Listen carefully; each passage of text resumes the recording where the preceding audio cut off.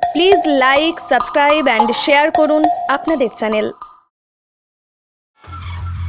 পূর্ব বর্ধমানের ভাতারের তৃণমূলের মিছিলে তৃণমূলের একাংশের বিরুদ্ধে সোচ্চার হলেন বিধায়ক।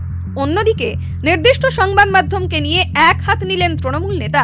যদিও ভাতারের বিভিন্ন দুর্নীতি ইস্যু সামনে নিয়ে আসার জন্যই সংবাদ মাধ্যমের সম্বন্ধে এই কথা বলে অনেকের মত।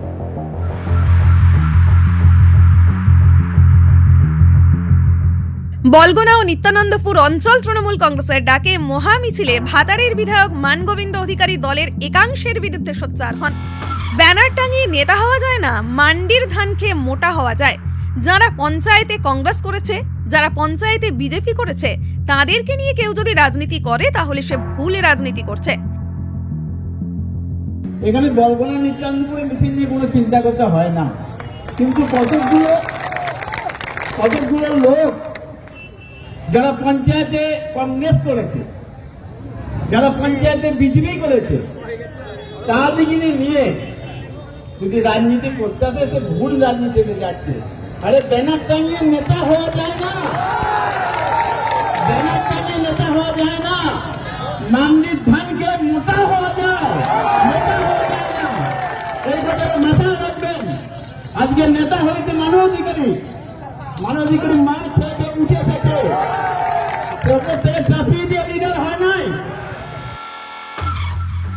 আজকের মহামিছিলে সংবাদ মাধ্যমকে এক হাতে নিলেন তৃণমূল নেতা শান্তনু কুমার। ভাতারের সংবাদ মাধ্যমের সঙ্গে যুক্ত অন্যান্য মাধ্যমগুলিকে সরিয়ে রেখে একটি নির্দিষ্ট সংবাদ মাধ্যমের সম্বন্ধে বিভিন্ন তথ্য তুলে ধরেন তিনি। তৃণমূল নেতা ব্যক্তিগত তথ্য তুলে ধরতেও পিছপা হননি। সংবাদ মাধ্যমের নাম করা চ্যানেল আছে, ব্যক্তিগতভাবে চালায়, ব্যক্তিগতভাবে ঝালা মেটায়। যদি একটি করে সাংবাদিকতার পাঠ তাদের জানা থাকে, তারা নিরপেক্ষ সংবাদ পালন করেন। কিন্তু এমনও ডিজিটাল মিডিয়া আছেন, সাংবাদিকতার নাম করে তিনি শুধু তার ব্যক্তিগত স্বার্থ চরিতার্থ করার জন্য তিনি সেই চ্যানেলটিকে মাঝে মধ্যে বার করেন আর পৌঁছে যান আপনাদের খুঁটে আপনাদের বিরুদ্ধে অপপ্রচার করে দেখানোর চেষ্টা করেন। আপনারা ইতিহাস জেনে নিন, তার স্ত্রী বলগোনা গ্রাম পঞ্চায়েতের প্রধানের বিরুদ্ধে সিপিআইএম থেকে প্রার্থী হয়েছিল। হরিপুর গ্রামের মানুষ, বলগোনা স্টেশনের মানুষ তার স্ত্রীকে কাস্টাতুরি তারা চিহ্নে বিপুল ভোটে জয়লাভ করিয়েছে। এই হলো রাজনৈতিক মদত পুষ্ট মেকি সাংবাদিক, তাকে ধিক্কার জানাই। যদিও বেশ কয়েকদিন ধরেই সংবাদ মাধ্যমের শিরোনামে ভাতার, ক্রমাগত ভাতারের বিভিন্ন দুর্নীতিগুলি নির্দিষ্ট সংবাদ মাধ্যম সবার সামনে নিয়ে আসার জন্যই এইভাবে আক্রমণ বলে দাবি অনেকের।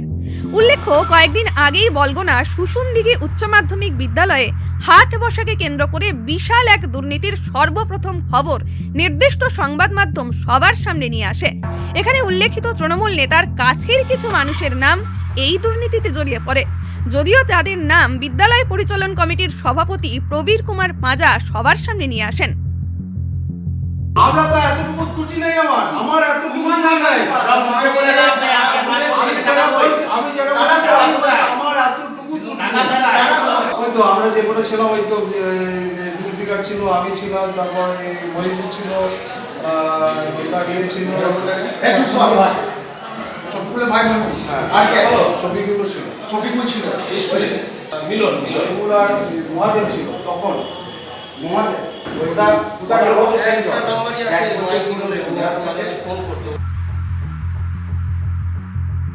অন্যদিকে ভাতার ব্লকে টেন্ডার দুর্নীতির খবর সরাসরি লাইভ দেখানোর সময় কিছু তৃণমূল নেতার নাম ঠিকাদাররা সামনে নিয়ে আসেন। এই তথ্য দেখাতেও পিছপা হয়নি নির্দিষ্ট সংবাদ মাধ্যম। এই ধরনের বিভিন্ন দুর্নীতি সামনে নিয়ে আসার জন্যই আজকে নির্দিষ্ট সংবাদ মাধ্যমকে আক্রমণ করা হয়েছে বলে স্বাভাবিকভাবেই বোঝা যায়। কর্মদক্ষ শফিকুল বর্ধমান ঘুষকার মঙ্গল করতে ঠিকাদার ভাড়া করে নিয়েছে, 20% টাকা তুলেছে, 10% টাকা পুত্রকর্মা এমএলএকে দিয়েছে, আর 10% টাকাও 10% টাকা নিজে আত্মসমর্পণ করেছে। 3 কোটি টাকা মালিক হয়েছে। এখন বর্ধমানে ফ্ল্যাট কিনেছে, কলকাতায় ফ্ল্যাট কিনেছে। কিভাবে বাইরের ফ্ল্যাট এসে এখানে কাজ করছে, তাদের কাছে 2-4 জনকে ধরা হয়েছিল। তারা স্বীকার খেয়েছে যে সেই কন্ট্রাক্টরগুলো 20% করে টাকা দিয়ে তারা কাজ করে, আমাদের কাছে 10% নেওয়া হতো। এই বিষয়টা যখন আমরা বিডিও সাহেবকে জানালাম, বিডিও সাহেব বললো যে এই বিষয়ে আপনারা একবার এমএলএ সাহেবকে জানান। আমাদের এটা আপনি বলতে পারেন না, কারণ ওটার বিষয়ে আমরা বলবো না।